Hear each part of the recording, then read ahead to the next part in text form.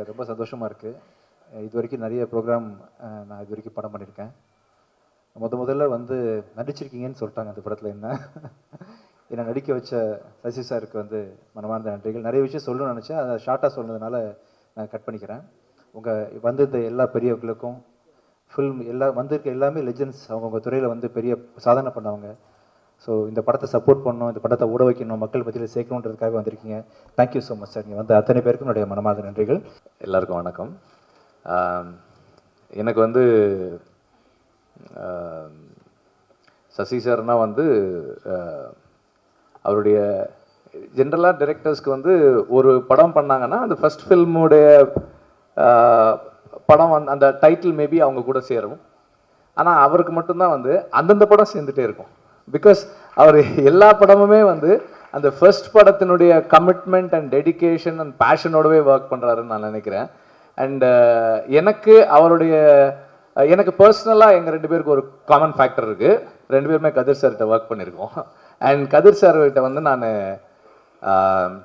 அவர்கிட்ட சினிமாவில் ஒர்க் பண்ணுறதுன்றது வந்து ஒரு பூட் கேம்பில் இருக்கிற மாதிரியே இருக்கும். பயங்கர ப்ரெஷராக இருக்கும். அண்ட் ஒரு படம் ஒரு 2 years 2.5 years எடுப்பார். பயங்கர ஸ்ட்ரெஸ்ஃபுல்லாக இருக்கும். ஒரு பிரேக்கிங் பாயிண்ட் வந்துச்சு எனக்கு. நான் ஒரு நாள் என்ன பண்ணேன், அவர்கிட்ட போயிட்டு, சார் நான் வந்து தனியாக படம் பண்ண போகிறேன் சார், என்னால் ஒர்க் பண்ண முடியல. அப்படியே கொஞ்ச நேரம் பார்த்துட்டு வெற்றி, சசிக்கு அப்புறம் நீ தான் என்கிட்ட சொல்லிட்டு போகிற, அதனால் நீயும் படம் பண்ணிடுவ, ஆல் த பெஸ்ட் அப்படின்னாரு.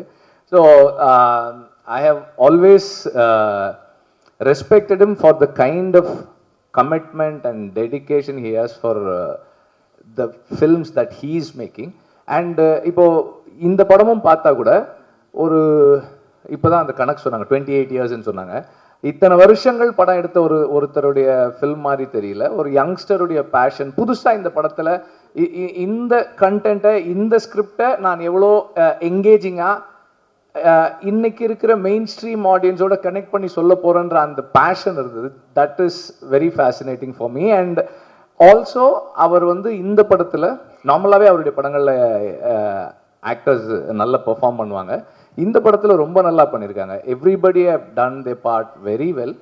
அண்ட் சுப்பிரமணிய சிவாலாம் வந்து ரொம்ப சிறப்பாக, அதே மாதிரி அவர் பாலாஜி சக்திவேல் பார்த்தா நம்மளுக்கு வந்து ரொம்ப கோவம் வருது.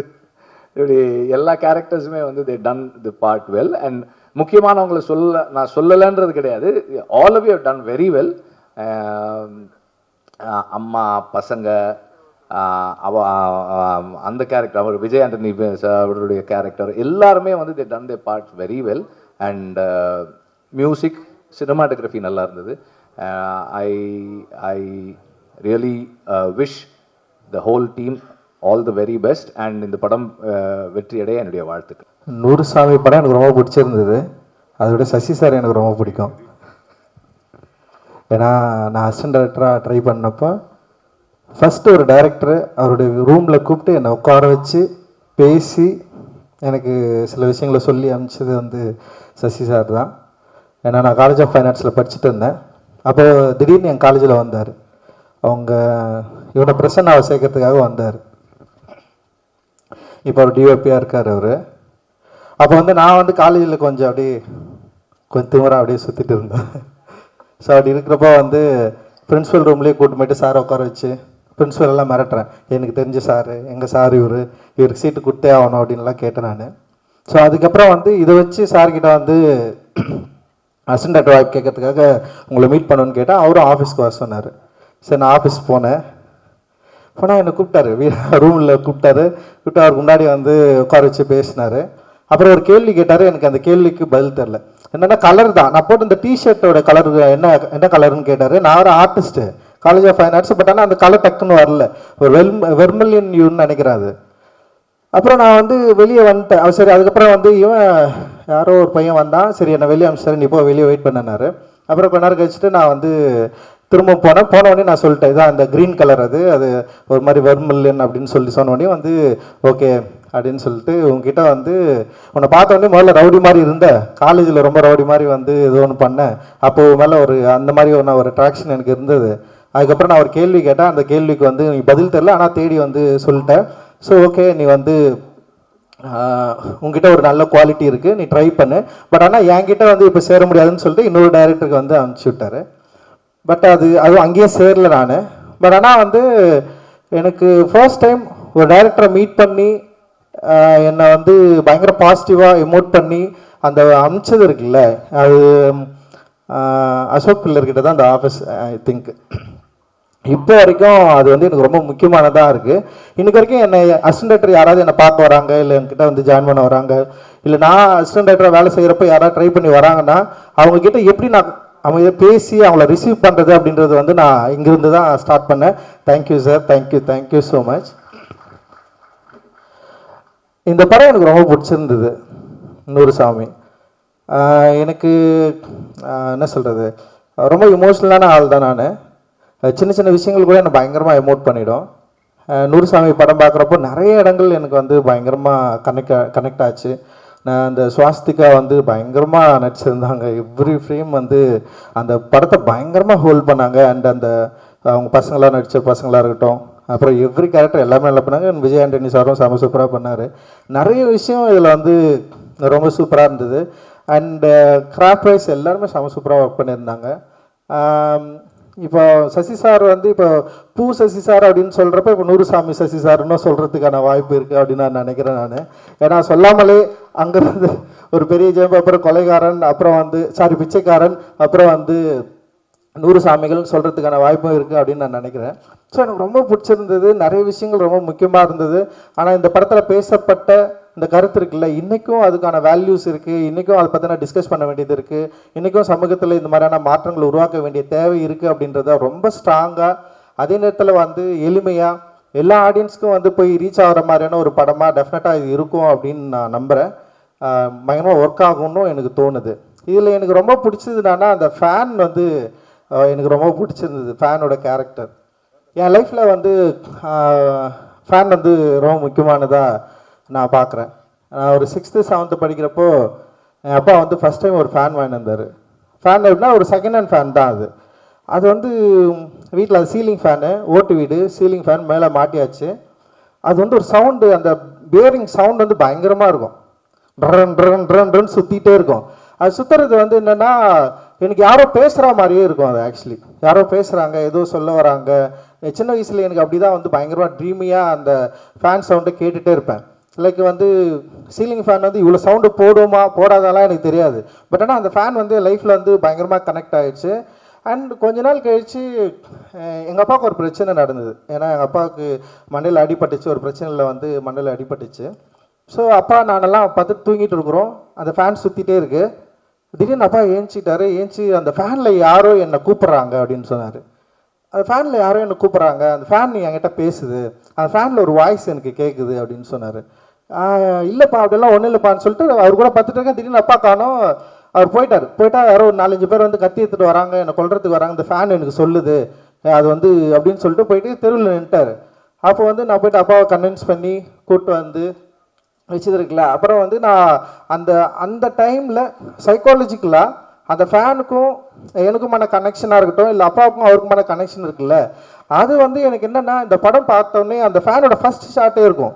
அது சுற்றுறப்போ லைக் அந்த கரண்ட்டு ஆஃப் ஆகிட்டு திருப்பி வரப்போ அந்த பவர் ஆன் ஆகிறப்போ திரும்ப சுற்றுறது. ஸோ அதுக்கப்புறம் வந்து கடைசியில் வந்து அவங்க அண்ணன் வந்து அந்த அம்மாவை வந்து கொலை பண்ணுறப்போ வந்து அந்த ஃபேனுக்கான ஷாட்டு.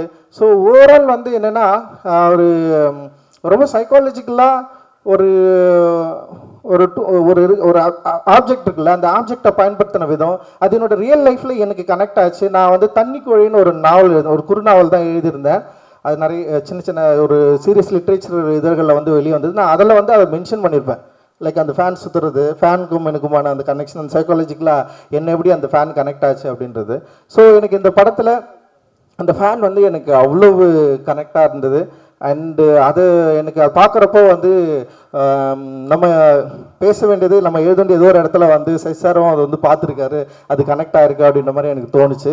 அண்ட் அந்த படத்தை அவர் கொண்டு வந்து சேர்க்கறதுக்காக அவர் போராடுற விதம், அந்த படம் வந்து பார்க்குறப்போ அவர் எல்லாரும் இன்வைட் பண்ணுறதும், அப்புறம் வந்து அந்த படம் முடிஞ்சவொடனே வந்து ரிசீவ் பண்ணுறது, ஸோ இதெல்லாம் பார்க்குறப்போ இத்தனை ஆண்டுகள் கழித்துமே தன்னுடைய திரைப்படம் ஆடியன்ஸை போய் ரீச் ஆகுது, அது எந்த அளவுக்கு இருக்கணும்னு சொல்லிட்டு அவருடைய மெனக்கடல், இது எல்லாமே வந்து எனக்கு ஒரு பெரிய இன்ஸ்பைரிங்காக இருக்குது. அண்டு தேங்க்யூ சார், ரொம்ப ரொம்ப சந்தோஷம்.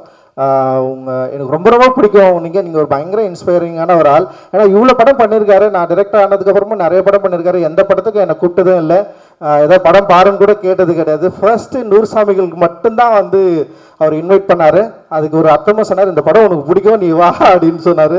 And thank you sir, love you and thank you so much sir, thank you. இந்த படத்தில் நினச்ச எல்லாருக்குமே என்னுடைய நன்றிகள். ரொம்ப சூப்பரான படம், ரொம்ப முக்கியமான படம், நிச்சயமாக மக்களுக்கு பிடிக்கும் அப்படின்னு நான் நம்புகிறேன். வாழ்த்துக்கள், நன்றி. அனைவருக்கும் வணக்கம். இந்த படத்தில் வந்து ஸ்பெஷலான விஷயம் நிறைய இருக்குது. ரொம்ப ரொம்ப ஸ்பெஷலான விஷயம் வந்து நான் பிறந்த ஊரில் நடந்த நிஜ கதை. ஸோ ஒரு உண்மை சம்பவத்தை வந்து படமாக எடுத்திருக்காரு எனது நண்பர். வந்து விஜய் ஆண்டனி சாருக்கு வந்து வாழ்த்துக்களும் நன்றியும் சொல்லணும் சார். இந்த மாதிரி ஒரு கதையை, ரொம்ப கஷ்டமான கதை, எப்படி இருந்தாலும் இது வந்து ஒரு ஸ்க்ரீன் ப்ளே பண்ணி எப்படி ஜனங்க பார்க்குற அளவுக்கு பண்ணாரு, எனக்கே ஆச்சரியமாக இருந்தது.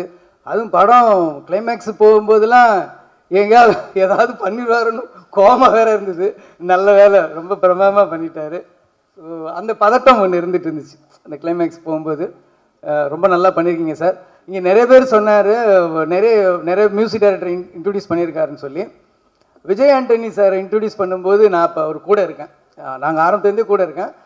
உங்களை இன்ட்ரடியூஸ் பண்ணதுனால அந்த படத்தில் ஒரு பெரிய ஹீரோவே அவர் இழந்திருக்காரு, இது நிறைய பேருக்கு தெரியாது. அந்த ஹீரோ வச்சு அவர் பண்ணியிருந்தாருன்னா அவர் ரூட் வேறு மாதிரி போயிருக்கும். இப்போவும் இல்லை, இப்போவும் சூப்பர் தான். பட் சொல்கிறேன், ஒரு மியூசிக் டைரக்டரை இன்ட்ரடியூஸ் பண்ணணும், ஒரு டெக்னீஷியன் இன்ட்ரடியூஸ் பண்ணணும்னு நினச்சா அதுக்கு எதிராக யார் இருந்தாலும் அனுமதிக்க மாட்டார், அது ஹீரோவாக இருந்தாலும் சரி. அந்த மாதிரி ஆள் சசி சார். ஸோ இந்த படத்தில் நிறைய பேர் நல்லா பண்ணியிருந்தாங்க. அதில் வந்த அந்த சன்னா நடித்த கேரக்டர், அவங்களுக்கு பேரப் பண்ண 2 பேர் எல்லாமே ரொம்ப நல்லா பண்ணியிருந்தீங்க. முக்கியமாக சுவாசிகா மேம் வந்து அவுட்ஸ்டாண்டிங். எனக்கு வந்து பால்மகேந்திரா சார் ஃபில்மில் ஷோபா மேம் பார்க்குற மாதிரி தெரிஞ்சுது. நான் ஏற்கனவே இந்த சாங்கை பார்த்ததுக்கப்புறம் போய் தேட்டரில் போய் படம் பார்த்துட்டு இப்போ மறுபடியும் பார்க்கும்போது அவங்க சின்ன சின்ன ரியாக்ஷனுக்கெலாம் எனக்கு இப்போ கனெக்ட் பண்ணுது. அடடே, எவ்வளோ பர்ஃபார்மன்ஸ் பண்ணியிருக்காங்க. ஒரு என்ன சொல்கிறது, ஒரு அவமானத்தை, ஒரு பெயினை, அதில் வெரைட்டி ஆஃப் பெயின்ஸை வந்து அவ்வளோ அழகாக காட்டியிருக்காங்க. எனக்கு தெரிஞ்சு இந்த வருஷம் வந்து ராதிகா மேம்க்கும் உங்களுக்கு தான் காம்படிஷன் இருக்கும். ஸோ அந்தளவுக்கு ரொம்ப பிரமாதமாக பண்ணியிருக்காங்க, நிறைய டெக்னீஷியன்ஸ் பண்ணியிருக்காங்க. சசி சாரை பற்றி சொல்லணுன்னா, எனக்கு முன்னாடி அவர் டைரக்டர் ஆகிட்டார். நாங்கள் வந்து எடிட்டிங் அசிஸ்டண்டில் நான் துரை, லிங்குசாமி, நாங்கள்லாம் அப்போவே ஃப்ரெண்டு. எனக்கு முன்னாடி ஒரு டைரக்டர் ஆகிட்டார், எனக்கு சீனியரு. ஸோ ஒரு நாள் நான் இவர்கிட்ட ஏவிஎம்மில் சொன்னேன், சசி நான் வந்து புதுசாக படம் ட்ரை பண்ணலான்னு இருக்கேன் அப்படின்னேன். அப்போ நான் அசிஸ்டன்ட் டைரக்டர். சரின்னு சொல்லிவிட்டு ஆல் தி பெஸ்ட் அப்படின்னு சொல்லிட்டு போயிட்டார். இவரும் ஸ்டாண்ட்லேயும் போனாங்க. போய் கொஞ்சம் தூரம் வண்டி நிறுத்தினார், ஸ்கூட்டரை நிறுத்திட்டு என்னை கூப்பிட்டாரு. கிட்ட போனோன்னே என்கிட்ட சொன்னார், வேலையை விட்டுட்டு டைரக்ஷன் சான்ஸ் தேடுற, பணத்துக்கு கஷ்டப்படுறாத, பசியோடு மட்டும் இருந்துடாத. ஸோ எப்போ உனக்கு பிரச்சனைனாலும் எனக்கு ஒரு ஃபோன் பண்ணு, நேரில் வந்து பாரு, நான் பண உதவி பண்ணுறேன் அப்படின்னு சொன்னார். ஸோ எனக்கு வந்து அந்த டைமில் ஒரு சந்தோஷம் இருக்கும் தெரியுமா. நமக்கு வந்து நம்ம ஹெல்ப் பண்ணுறோமோ இல்லையோ, ஹெல்ப் கேட்குற மாதிரி ஒரு சுச்சுவேஷன் வருதோ இல்லையோ, ஆனால் ஒருத்தர் நமக்கு பட்னியாக விட்டுற மாட்டார், பசியோட விட்டுற மாட்டாருன்னு ஒரு ஆள் இருக்காருன்னு போய் ஒரு தைரியம் வரும் பார்த்தீங்களா. நம்ம கூப்பிட்டா கடவுள் வந்துருவாருன்னா நம்ம கூப்பிட தேவையில்லை, ஆனால் ஒரு சந்தோஷம் இருக்குல்ல. நம்ம முதல்வரோட ஃபோன் நம்பர் நம்மக்கிட்ட இருக்குன்னா அதில் ஒரு தைரியம் இருக்குல்ல, அடடே அப்படின்னு ஒன்று இருக்குல்ல, நம்ம கூப்பிட்றோமோ இல்லையோ. அந்த மாதிரி ஒரு சந்தோஷம் எனக்கு அந்த ஸ்ட்ரகிளிங் பீரியடில் எனக்கு கிடச்சிது. அதே மாதிரி இன்னொரு இன்சிடெண்ட்டு, என்னோட ஃபஸ்ட்டு படம் தீனா ஸ்டார்ட் பண்ணப்போ எனக்கு கொஞ்சம் ஃபஸ்ட்டு படம்ன்ற மாதிரி சில குழப்பங்கள் இருந்தது, கரெக்டாக வருமான்ற பயம் இருந்தது. அந்த பயத்தில் வந்து 2 நாள் ஷூட் பண்ணிவிட்டு இந்த படத்தை விட்டுறலான்னு நான் முடிவு பண்ணியிருந்தேன். அதில் மனசில் ஒரே குழப்பத்தில் இருந்தப்போ ஒரு ரிசப்ஷனில் என்னோட லக்கு நான் சசியை பார்த்தேன். ஆல் தி பெஸ்ட், தேங்க்யூ, நீ சூப்பராக டைரக்ட், கங்க்ராட்ஸ் அப்படின்னு என்ன சொன்னார். நான் தனியாக கூப்பிட்டு போயிட்டு, இல்லைங்க படம் நடக்காது அப்படின்னு. என்னாச்சுன்னு எனக்கு இது மாதிரி சில இதெல்லாம் விஷயங்கள் எனக்கு கம்ஃபர்ட்டாக இல்லை, எனக்கு என்ன பண்ணுறேன்னு தெரியலன்னு. அதுக்கப்புறம் தான் இவர் என்னை ஒரு செவுத்து பக்கம் கூப்பிட்டு போயிட்டு சொன்னார், இந்த பாரு படத்தை வேணான்னு சொல்லி வெளியில் வந்துட்டா அதுவே ஃப்ளாப்புக்கு சமம். போராடு. எல்லா சீனும் நம்ம நினச்சிட்டு இருப்போம் 100% வரலைன்னாலும் ஒரு 80-70 வந்துட்டாவே அது ஆடியன்ஸுக்கு 100% இருக்கும்னு சொல்லி அவர் நம்பிக்கை கொடுத்தோன்னே மறுநாள்லேருந்து அந்த படத்தை பண்ணணும்னு நான் முடிவு பண்ணதுக்கு முக்கியமான காரணம் என் நண்பன் சசி தான். இந்த படத்தை ரொம்ப நல்லா பண்ணியிருக்காரு. பிரமாதமாக வந்து நிறைய விஷயங்கள் இருக்குது. நான் வந்து இதை இதை இதை பாராட்டணுன்னா இதோட கதையை சொல்லிவிடுவேன். நான் கூட நினச்சேன் சரண் சார் வந்து கதையதே சொல்லிடுவாரோ அப்படின்னு சொல்லி நினச்சிக்கிட்டு இருந்தேன். அதனால் இதை வந்து படத்தை பார்த்துட்ட பிறகு நம்ம பேசினா இன்னும் நிறைய இருக்கும். நிறைய புரட்சியான விஷயங்கள் இருக்குது. இந்த சமூக நீதி பேசிட்டு இருக்க நிறைய அழகான கருத்துக்கள் சொல்கிற ரஞ்சித் சார், வெற்றிமாறன் சாருங்கள் படங்கள்லாம் கூட என்னன்னா நம்ம நிறைய ஜாதியில் சம்பந்தப்பட்டு இருக்கு, மதங்கள், ரிலீஜியஸ் நிறைய சம்பந்தப்பட்ட ஏற்றத்தாழ்வுகளை நம்ம சொன்னாலுமே கூட ஆனால் நம்ம வீட்லேயே வந்து ஆண் பெண்ணுக்குள்ளே ஒரு வித்தியாசம் இருக்கும் அப்படின்னு சொல்லி நம்ம கண் கூட பார்க்கலாம். நாங்களாம் வந்து நான் சின்ன வயசில் இருக்கும்போது காலையில் எனக்கு வடித்த புது சாப்பாடை கொடுப்பாங்க. ஆனால் எங்கள் அக்காங்கள்லாம் வந்து முத நாள் வச்ச சாப்பாடு தான் சாப்பிடுவாங்க. மதியானம் வந்து காலையில் மிச்சமானதை சாப்பிடுவாங்க, நைட்டு வந்து மதியானம் மிச்சமானதை சாப்பிடுவாங்க, மறுநாள் காலையில் முத நாள் நைட்டு. ஸோ மிச்சமானது மட்டுமே சாப்பிடுவாங்க. ஆனால் ஒரே கூட பிறந்தவங்க தான். ஆனால் ஆண் பெண் வித்தியாசத்தை வந்து சாதாரணமாக ஏற்றுக்கிட்டு இருந்தாங்க. ஒரு பெரிய புரட்சியான ஒரு விஷயம் வந்து ஆண்களை எவ்வளோ சீக்கிரமாக அடையுது, அது பெண்கள் எவ்வளோ போராடி கஷ்டப்பட்டு வர வேண்டியது இருக்குது அப்படின்னு சொல்லி ரொம்ப பிரமாதமாக பண்ணியிருந்தாரு. அதில் ஒரு எக்ஸ்ப்ளனேஷன் பண்ணுவாங்க. அவங்க வந்து எனக்கு வந்து சின்ன வயசுலேருந்து மருதாணி ரொம்ப வச்சுக்கிறதுக்கு பிடிக்கும், பூ வச்சுக்கிறது பிடிக்கும், பொட்டு வச்சுக்கிறது பிடிக்கும், எனக்குன்னு ஒரு துணை வேணும் அப்படின்னு அவங்கள எக்ஸ்பிளைன் பண்ணிட்டு இருக்கும்போது அவருக்கு எதிரில் இருக்கிற கேரக்டர் ஒரு சிரிப்பார். சிரித்த உடனே தான் அந்த ட்ரெய்லரில் பார்த்த அந்த ஷார்ட் வரும். என்னங்க திடீர்னு என்னை பார்க்கறதுக்கு கேவலமாக தெரியுறீங்களா அப்படின்னோடனே, இல்லை என்னெல்லாம் யாராவது கேட்டால் ஒரு ஆம்பளை வந்து நீ மறுமணம் பண்ணிக்க போறியா அப்படின்னு கேட்டால் ஆமான்னு ஒரே வார்த்தை சொல்லிடுவோம். ஆனால் நீங்கள் அதுக்கு எவ்வளோ பேச வேண்டியது இருக்குது பாருங்கள் அப்படின்ற ஒரு அற்புதமான விஷயம் சொல்லும்போது ஒரு நிமிஷம் அப்படியே தூக்கி வாரி பட்டுருச்சு. ஸோ அந்த மாதிரி சின்ன சின்ன சின்ன சின்ன விஷயங்கள்லாம் ரொம்ப ரொம்ப அழகாக சொல்லியிருக்காரு. எப்பயுமே சசி சாரோட படத்துக்கும் சரி அவரோட டைலாக்ஸுக்கும் சரி நான் மிகப்பெரிய ஃபேன். ஸோ இந்த படமும் கண்டிப்பாக போய் பாருங்கள். எனக்கு மனசுக்கு ரொம்ப நெருக்கமான படம், உங்களுக்கும் பிடிக்கும் நான் நம்புகிறேன். நன்றி, வணக்கம். வணக்கம். சசி சார் வந்து ரீசெண்டாக I had lot of chances to interact with him closely. But ஆனால் அதுக்கு முன்னாடியே is a very very inspiring film maker. One of the very few film makers who still believes in writing. அதாவது writing ஒரு படத்துக்கு எல்லாத்த விட யார் hero, எவ்வளோ பட்ஜெட், எல்லாத்த விட வந்து அந்த ஸ்கிரிப்டுக்கு ஒரு இம்பார்ட்டன்ஸை இப்பயும் வந்து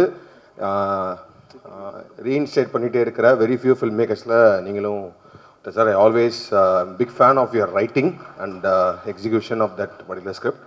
இந்த படமும் 100% வந்து அந்த கதையை மட்டுமே, அந்த கதையும் அந்த அவரோட ரைட்டிங் மட்டுமே நம்பி எடுக்கப்பட்ட ஒரு படம் தான் நினைக்கிறேன். அந்த படம் பார்த்தா எனக்கு ரொம்ப ரொம்ப பிடிச்சிருந்துச்சு. And I think this film also got a right producer, Vijay Antony sir. As a producer, you're also very inspiring sir, choosing the right scripts. அவர் சூஸ் பண்ணி நடிச்சிட்டு இருக்க படங்களுமே வந்து ரொம்ப நல்லா இருக்கு. அந்த வகையில் இந்த படம் ரொம்ப வந்து ஒரு சென்சிட்டிவான ஒரு காம்ப்ளெக்ஸான ஒரு சின்ன ஒரு எமோஷன் இது. அதை வந்து ரொம்ப சூப்பராக டீல் பண்ணியிருந்தாங்க.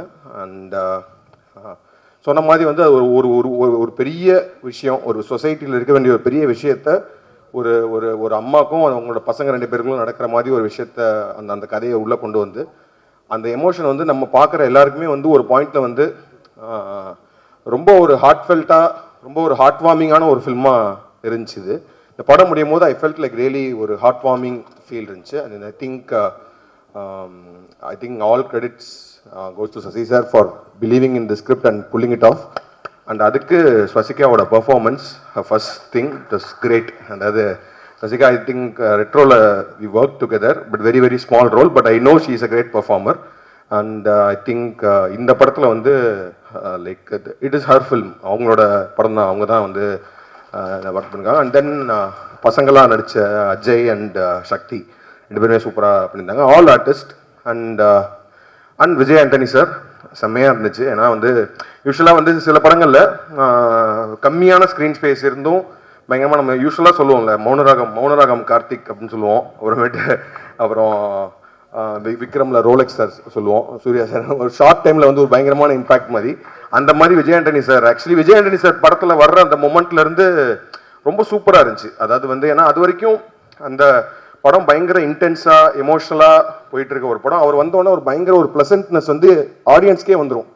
ஸோ அந்த ப்ளசன்ட்னஸ் வரும்போது நம்ம பேசிக்கலி அந்த ஏன் அந்த ப்ளசன்ட்னஸ் வருதுன்னா, அப்படிப்பட்ட ஒரு ஆள் வந்து இவ்வளோ நேரம் நம்ம பார்த்துட்டு வந்த அந்த அவங்க சுவாசிகா பண்ண அந்த கேரக்டருக்கு அவங்க 2 பேரும் மீட் பண்ண போகிறாங்கன்றது நம்மளுக்கு ரொம்ப ஹாப்பியாக இருக்குது.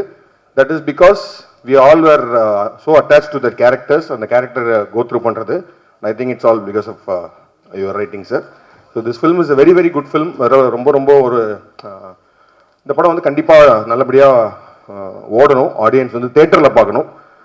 ஏன்னா இப்போ வந்து நல்ல படங்கள் எல்லாமே வந்து ஆஃப்டர் ஓடிடி வந்ததுக்கப்புறம் வி மிஸ்ட் இட் இன் தியேட்டர்ஸ்ன்ற மாதிரி இந்த படத்தை ஆக்கிராம இந்த படத்தை தேட்டர்லேயே மிகப்பெரிய ஹிட் ஆகணும் அப்படின்னு கேட்டுக்கிறேன். தேங்க்யூ. Thank you sir. எல்லாருக்கும் வணக்கம்.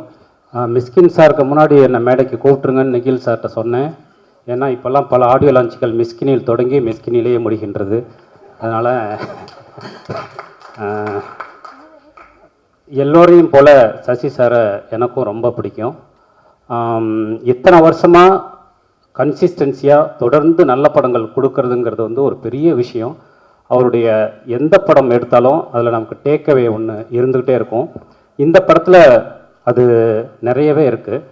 இந்த படம் பார்த்துட்டு ஒரு 2 நாள் நான் வந்து ரொம்ப டிஸ்டர்ப்டாக இருந்தேன். அவருக்கு ஃபோன் பண்ணி பேசிகிட்டே இருந்தேன். சுனிதா வில்லியம்ஸ்னு ஒரு பொம்பளை 608 நாள் ஸ்பேஸில் போய் இருந்துட்டு வந்திருக்காங்க. இன்றைக்கும் பெண்களை பற்றின நம்முடைய பார்வை எப்படி இருக்குன்னு கேட்டால், ஒரு காலத்தில் நாடகமும் கூத்தும் இருக்கும்போது நடுவில் வந்து கட்டியக்காரன்னு ஒருத்தன் வருவான். அவன் அடிக்கிற ஜோக்கு எல்லாமே பெண்கள் குறித்த தான் இருக்கும். அதுக்கு தான் எல்லாரும் சிரிப்பாங்க. அதன் பிறகு பிரிண்ட் மீடியா வந்த பிறகு காசிப்பாக மாறுனுச்சு.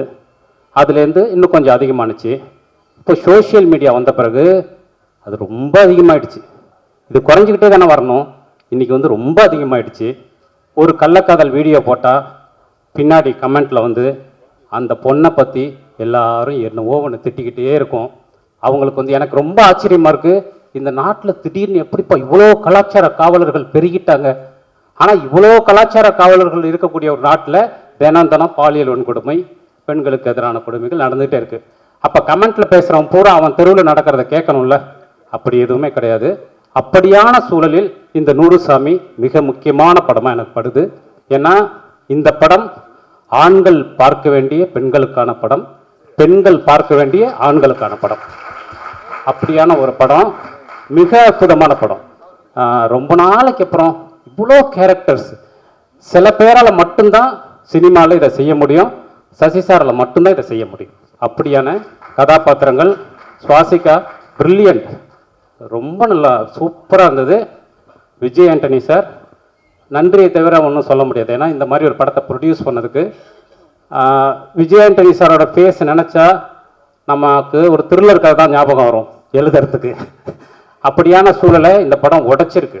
ரொம்ப சூப்பர். ஒரு ஃபேன்கிட்ட பேசிகிட்டே இருக்கிற ஒரு மனுஷி, தகப்பன்களாக மாறக்கூடிய மகன்கள், எங்கேயோ ஒரு நடைப்பயணத்தில் வந்து நம்பிக்கையை விதைக்கிற மோட்சம், தேசிய கொடியை தைக்கிறதுக்கு வந்து ஒரு பெண்ணுடைய வலியை பகிர்ந்து கொள்கிற ஆசிரியர், அன்பை தனது அன்றாட இயல்பாக்கி கொண்ட ஏழுமலை, இப்படி எத்தனை கதாபாத்திரங்கள். இதை வந்து உங்களால் மட்டும்தான் சொல்ல முடியும். இந்த படம் நான் அவர்கிட்ட சொன்னேன், பூ வந்து மிகச்சிறந்த படம், ஆனால் எதிர்பார்த்த மாதிரி அது தேட்ரிக்கலாக போகல. இந்த படம் மிகச்சிறந்த படம், தேட்ரிக்கலாக சூப்பராக போகும். பூ விட்டதை 100 சாமிகள் பிடிக்கும். இந்த படத்தில் சம்பந்தப்பட்ட அத்தனை பேருக்கும் thank you. Love you sir, love you. நான் வாழ்க்கையில் பார்த்த 100 சாமிகளில் ஒரு சாமி சசி.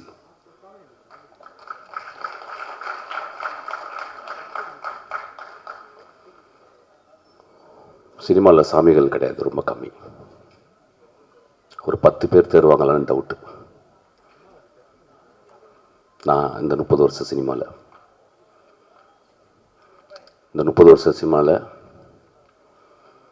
நான் ஒரு மாதத்துக்கு ஒரு தடவை எனக்கு ஃபோன் பண்ணுறேன், என்னை பார்க்குற, என்னை நேசிக்கிற, என்னை கட்டி தழுவுகிற, நான் இல்லாத இடத்தில் என்னை பற்றி அன்பாக பேசுகிற, உயர்வாக பேசுகிற ஒரே சாமி என் சசி சாமி.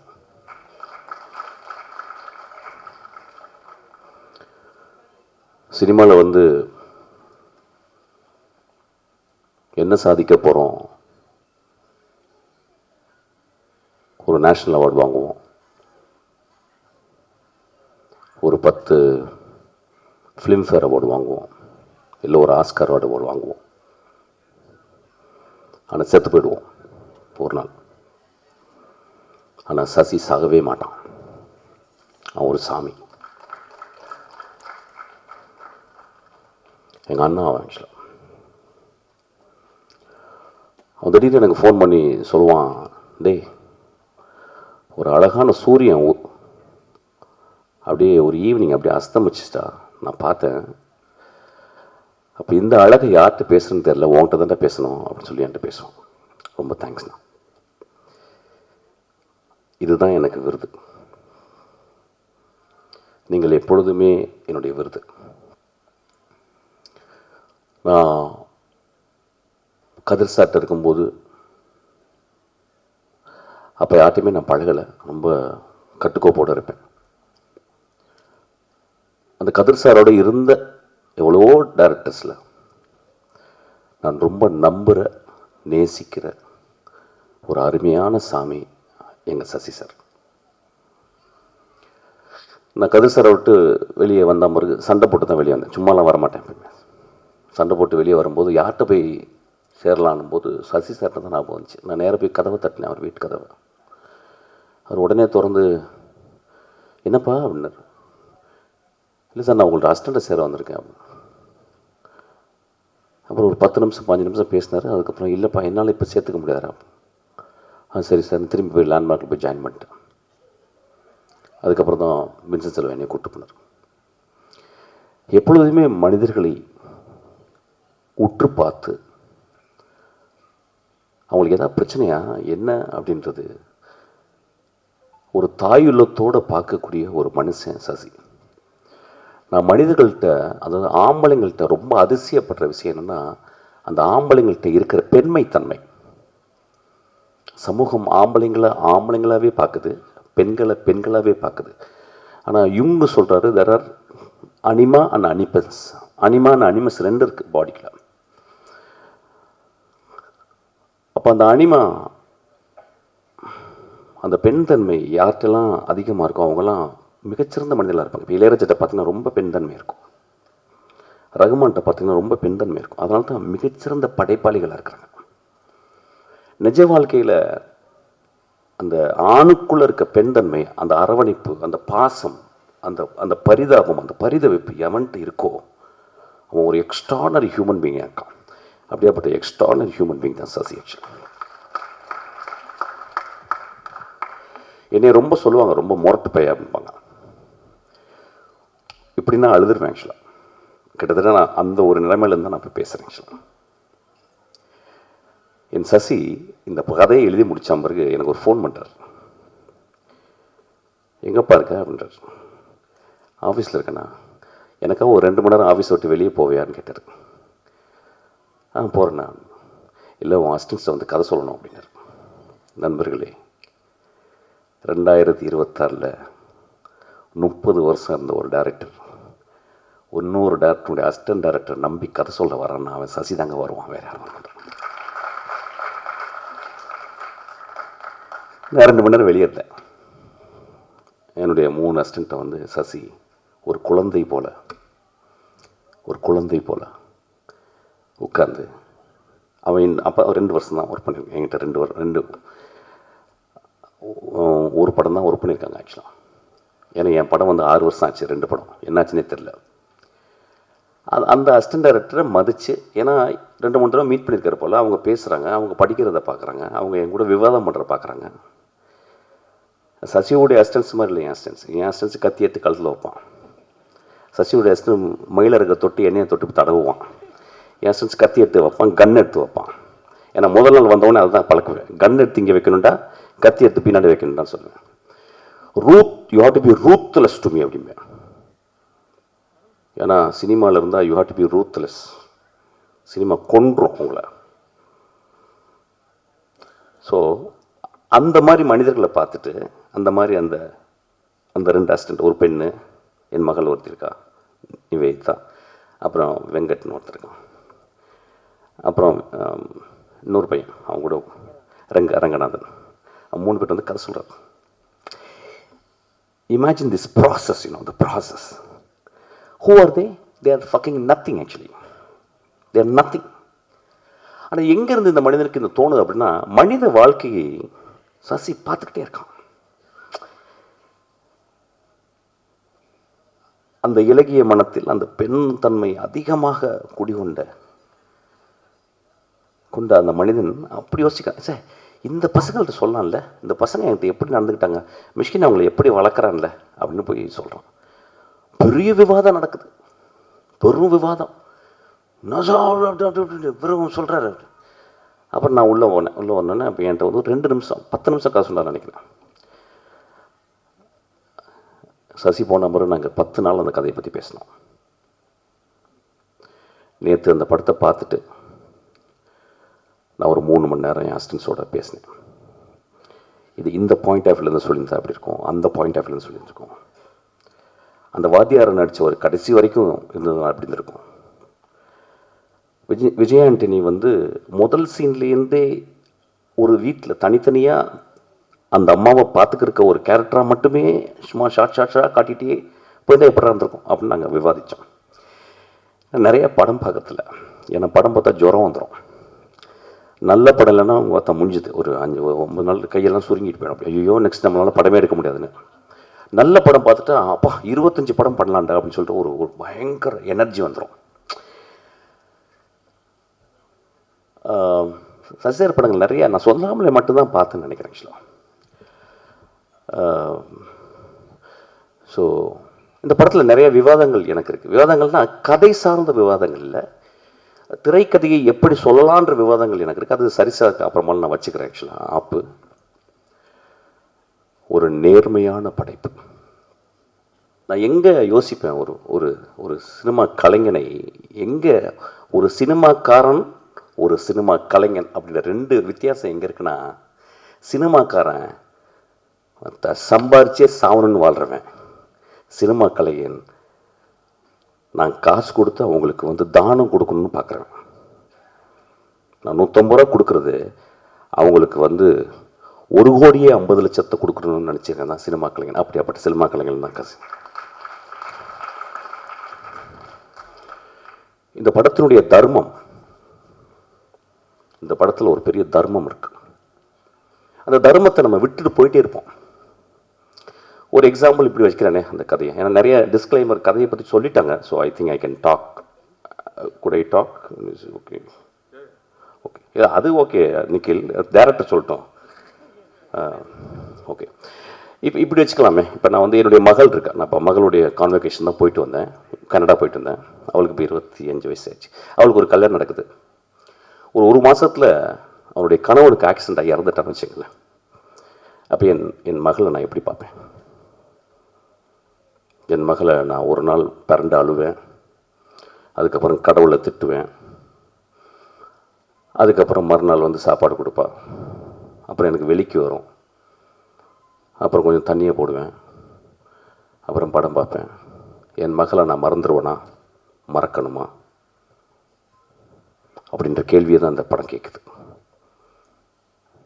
நம்ம ஆண்கள், இந்த சமுதாயத்தின் விதிகளை எழுதிய ஆண்கள், இந்த சமுதாயத்தில் சட்டதிட்டங்களை எழுதிய வெறும் ஆண்கள் இந்த பெண்களை எப்படி பார்த்து கொள்கிறோம்? அப்போ என் மகளை நான் ஒரு மாதத்துக்கு அப்புறம் அவள் விதவையானா நான் எப்படி பார்க்குறது? யோசிக்கலாம். என்னடா ஒரு மாதிரி, ஏன்னா எக்ஸாம்பிள் யாரை வச்சு பேசுறது? வேறு யார் மகளை வச்சு பேசுவேன்? என் மகளை தான் பேச முடியும். அப்போ தான் புரியும். அப்போ நம்ம வீட்டில், நம்ம வீட்டு பக்கத்தில், நம்ம தெருவில் அத்தனை பெண்கள், கணவனை இழந்த பெண்கள், கல்யாணமாகாத பெண்கள், கல்யாணமாகி வரதட்சணை கொடுமையாக வீட்டில் விரட்டி அடிக்கப்பட்ட பெண்கள், இந்த பெண்ணுக்கு குழந்தையே பிறக்காது அவ மூலின்னு சொல்லி அனுப்பப்பட்ட பெண்கள், இப்படி ஒவ்வொரு தெருக்களிலும் ஒரு இறக்காமல் புதைக்கப்பட்ட பெண்கள் வாழ்ந்து கொண்டே இருக்கிறார்கள். அப்படியாப்பட்ட ஒரு பொண்ணை தான் சசி படம் எடுத்திருக்கான். இந்த கதையை சொல்லும்போது வெகு சில டைரக்டர் தான் இங்க கதையை தியானிக்கிறான். நான் அசிஸ்டன்ட் டைரக்டர் சொன்னேன், கதையை அசிஸ்டன்ட் டைரக்டர் வரும்போதே மொத்தம் 6 கதை வச்சிருப்பான். 6 பேருக்கு கதை இருக்கும். இன்னைக்கு நான் சொல்லிட்டு வந்தேன் அசிஸ்டன்ட், தம்பிங்களா அந்த கதையெல்லாம் இருக்குல்ல, எங்கேயாவது கொண்டு போய் குழியை தோண்டி புதைச்சிருக்கேன். ஒரு 3 வருஷம் என் கூட வாங்க, என் கூட பழகுங்க, நான் பழகக்கூடிய மனிதர்களோட பாருங்க. கதை வயிற்றுல பிறக்குண்டா உங்களுக்கு அப்படின்னு சொல்லிட்டு, அப்படி பிறந்த கதை தான் அந்த கதை. ஆக்சுவலாக ஒரு கதாசிரியன் செய்வதில்லை. Movies are not made. They happen. They gestate. It gives birth to you. The story will make you a mother. அப்போ இந்த கதையை அவர் சொல்லும் போது நான் இந்த கதையினுடைய தர்மத்தை பார்த்தேன்.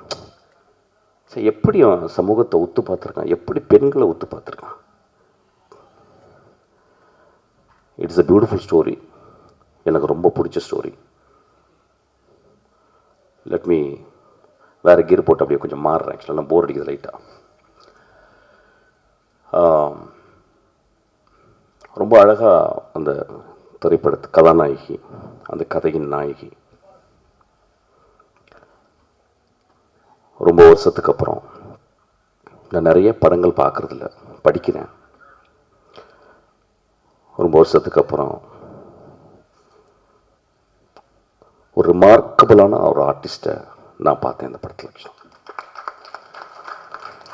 அவங்கள ரீசெண்டாக நான் ஏதோ இதில் சந்தித்தேன், நான் அவங்கள பேசலை நான் அவங்கள்ட்ட. But I saw that it's a very remarkable performance, very genuine performance, very caring performance,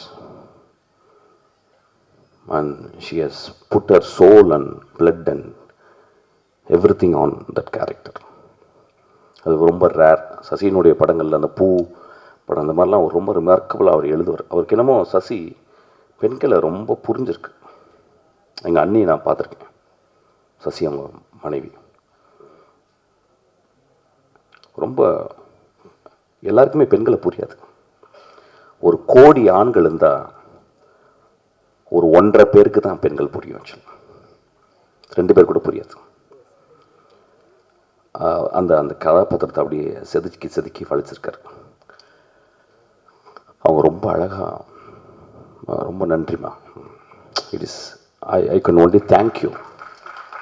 There is just by saying you ba எல்லாம் போர் அடிக்குது எனக்கு. ஆக்சுவலாக I can only நான் டப்புன்னு காலில் விழுந்துருவேன். கொஞ்சம் ஜாஸ்தியாக இருக்கும், பட் பரவாயில்ல, ஜாஸ்தியாக தானே வாழ்க்கை ஃபுல்லாக இருக்குது. போகும்போது காலில் விழுந்து போகிறேன், கவலைப்படாங்க. ஏன்னா ஆம்பளைங்க காலில் விழுகிறதே பெரிய மயிரா போச்சுங்க ஆக்சுவலாக. ஏன்னா அவங்க நடிச்சுட்டா அப்பா தலைவா அவங்க உங்கள் காலில் விழுகணும். Actually that should be an example. Actually you deserve that. Actually அப்புறம் விஜயாந்த், உங்களை நான் மன்னிச்சிங்க, நான் படமே பார்த்ததில்லை நான். ஆக்சுவலாக நான் என்னாச்சுன்னா, நான் வந்து பிச்சைக்காரன் படம் வந்து ஒரு ஊர்லேருந்து வரேன், மசனகுடியிலேருந்து வரும்போது கரெக்டாக அந்த அடையாரில் வரும்போது ஃபோன் பண்ணேன். அண்ணா என்னென்ன உங்கள் படம் பயங்கரமாக ஓடி. ஏன்னா சசி படங்கள் எப்படின்னா சசி மாதிரி தான் ஓடும். ஒரு 50 நாள் 60 நாள் நல்ல படம் மெதுவாக தான் பார்ப்பாங்க. அப்படிலாம் போய் பார்க்க மாட்டாங்க. அப்படி மெதுவாக டிக்கிள்னோ அந்த அப்படி மாதிரி தண்ணி அது மாதிரி தான். அப்போ நான் ஃபோன் பண்ணால் பெரிய hit. I was so happy சசிக்காக. ஒரு சென்சேஷனல் ஹிட்டு அப்படின்னோடனே ரொம்ப சந்தோஷமாச்சு. இதுதான் ஐ கால்ட் ஹிம். அண்ணா சசி நான் பயங்கரமாக ஓடுதுண்ணா. எல்லாம் சரி, நீ பார்த்துறாத, அவ்வளோ நல்ல படம் இல்லை அப்படின்னாரு. See the truth. Please give applause to him. See the truth. So truthful. அவர் தெரியும் நான் பார்த்துட்டேன். என்னன்னா மயிறு மாதிரி படம் எடுத்திருக்கேன், நீ வந்து இது யோப்பா சரி ஓடிச்சா. ஏன்னா ஓடின பண்ணாவே எனக்கு டவுட். எனக்கு ஓடுற படம் எடுத்துட்டாவே எனக்கு டவுட்டு. தனஞ்சயன் யோசிக்கிறாரு இங்கேருந்து. ஓடுற படம் எடுத்தாவே ஏதோ ப்ராப்ளம் இருக்குன்னு அர்த்தம்.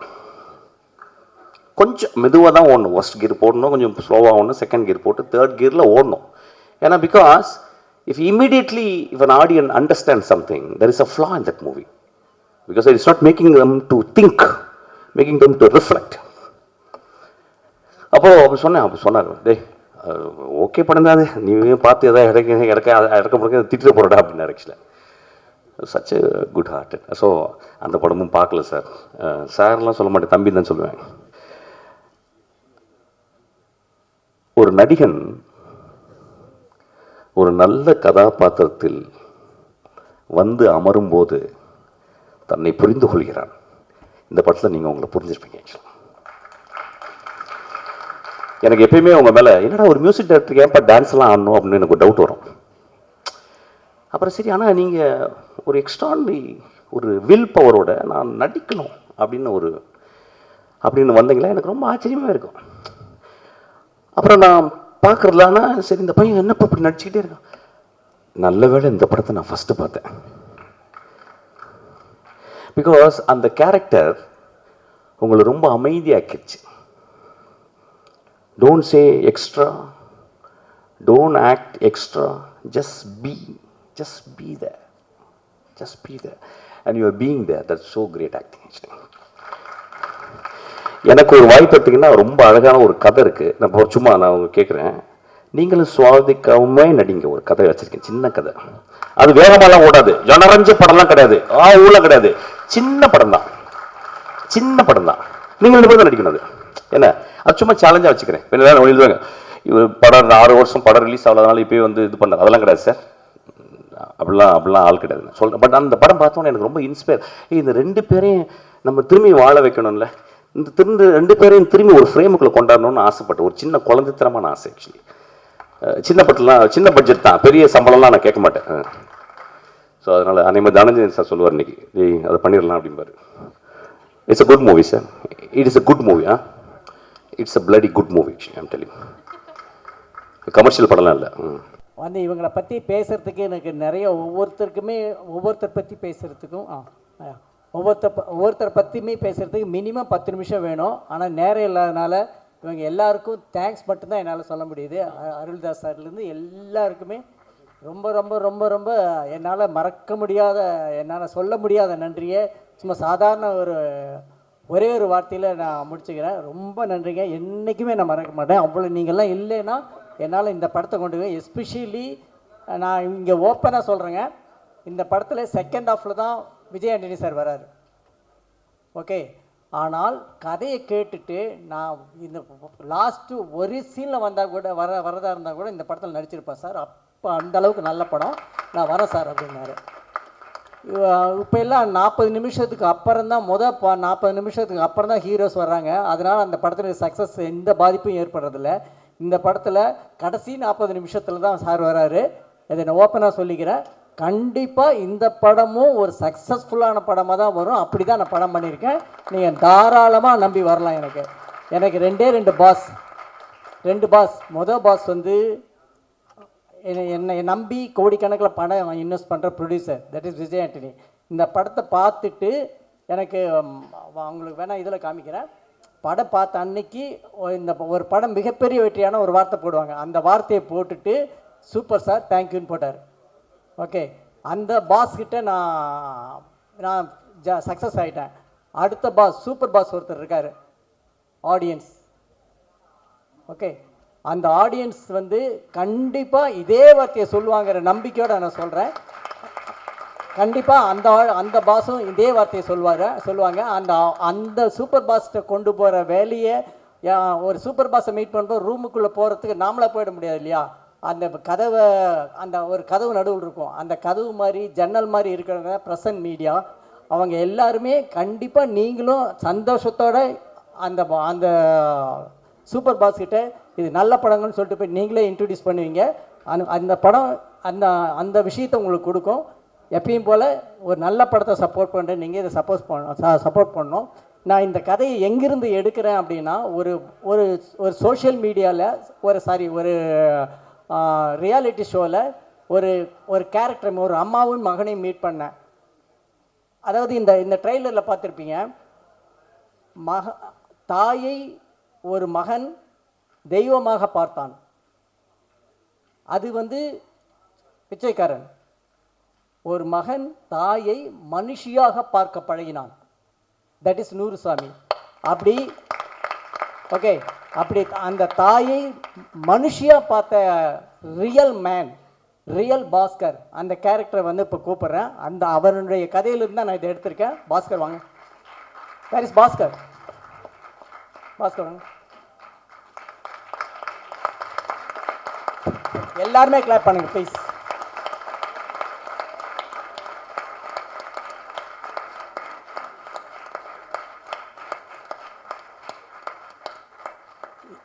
இந்த மனுஷன் நாம் எல்லாம் அம்மாவை வந்து தெய்வம்னு சொல்லி அவங்க லைஃப்பை நாம் ஜாலியாக இருந்துகிட்ருக்கோம். ஓகே, நீங்கள் எந்த அம்மாவும் நமக்கெல்லாம் எண்ணெய் போட்டு நம்ம ரோஸ்ட் மாதிரி பண்ணி கொடுக்குற, தோசையை பண்ணி கொடுக்குற அம்மாங்க நமக்கு பண்ணி கொடுப்பாங்க. எந்த அம்மாவாவது முருகலான தோசை போட்டு சாப்பிட்றத பார்த்துருக்கீங்களா? சான்ஸே கிடையாது. பிஞ்ச தோசை தான் சாப்பிடுவாங்க. நம்ம எல்லாருக்கும் அதுக்கு கொடுப்பாங்க. ஆனால் இந்த மனுஷன் அம்மாவை மனுஷியாக பார்க்குறான். நீ எனக்கு கொடுக்குறது முக்கியம் இல்லைம்மா, நீ சாப்பிடுமான்னு சொன்ன முதல் மனுஷன். ஸோ இந்த மனுஷன் இல்லைன்னா இங்கே இந்த கதையே கிடையாது, நாங்கள்லாம் இங்கே கிடையாது. ஸோ பேசிக் இந்த மனுஷன்தான். இந்த படம் பார்க்குற எல்லாருமே அம்மாவை வந்து முதல் தடவையாக மனுஷியாக பார்க்க ஆரம்பிப்போம். அது நடக்கும். இதுக்கு ரொம்ப உறுதுணையாக பணம் போட்டு இவ்வளோ செலவு பண்ணி இவ்வளோ அழகான படத்தை, ஒரு கமர்ஷியல் படத்தை எடுத்த விஜய் ஆண்டனி சாருக்கு இந்த நிமிஷத்தில் ரொம்ப தேங்க்ஸ் சொல்லிக்கிறேன். Thank you sir. ரொம்ப ரொம்ப ரொம்ப நன்றி விஜய் ஆண்டனி சார். ரொம்ப ரொம்ப நன்றி. இந்த இவ்வளோ பெரிய ஆக்சுவலாக என்னோடய லைஃப்பில் 3 மைல் ஸ்டோன் சார். ஒன்று வந்து நீங்கள் டிஷ்யூமில் எனக்கு கொடுத்த வாய்ப்பு, ரெண்டாவது வந்து பிச்சைக்காரன் எவ்வளோ ஃப்ளாப் கொடுத்தாலுமே என்னை வந்து மக்கள் மனசில் நீங்காத இடத்த கொடுக்கும். அப்புறம் முக்கியமான விஷயம், நீங்கள் இந்த படத்தில் பண்ணியிருக்க விஷயம் என்னென்னா, என்னை லவர் பாயாக மாற்றினது. Thank you sir. நானும் எவ்வளோ இன்டர்வியூவில் கேட்டு பார்த்துட்டேன், கத்தி பார்த்தேன், கதறி பார்த்தேன், ஒன்றும் நடக்கல. ஆனால் இந்த படத்தில் செகண்ட் ஹாஃப் வந்தால் கூட லவர் பாய்னு சொல்ல வச்சிட்டிங்க. மாபெரும் இயக்குநர்கள்லாம் சேர்ந்து என்ன லவர் பாய் ஆக்கிட்டீங்க. Thank you sir. இதுக்கப்புறம் எல்லாமே லவ் மூவி வரும்னு நினைக்கிறேன். Thank you sir. Thank you so much. Thank you audience. இந்த படம் கண்டிப்பாக வந்து உங்கள் எல்லாருக்கும் பிடிக்கும். பெண்களுக்கு மிக மிக மிக மிக அவசியமான படம். நான் எத்தனை படம் ப்ரொடியூஸ் பண்ணாலும் வாங்க படத்தை பார்க்க வாங்க, எனக்கு காசு கொடுங்க, அந்த மாதிரி மோடில் இந்த படத்தை நான் தயவு செஞ்சு நான் கூப்பிடல. சமுதாயத்துக்கு மிகப்பெரிய சேஞ்ச் கொடுக்கக்கூடிய ஒரு படம். உங்கள் வீட்டில் அக்கா, தங்கச்சி, அம்மா இருந்தாங்கன்னா அவங்க எல்லாருக்கும் முக்கியமான படம். குடும்பத்தோடு வந்து பாருங்கள். உங்கள் யாரையுமே இந்த படம் டிசப்பாயின்ட் பண்ணாது. Thank you so much. தேங்க்யூ.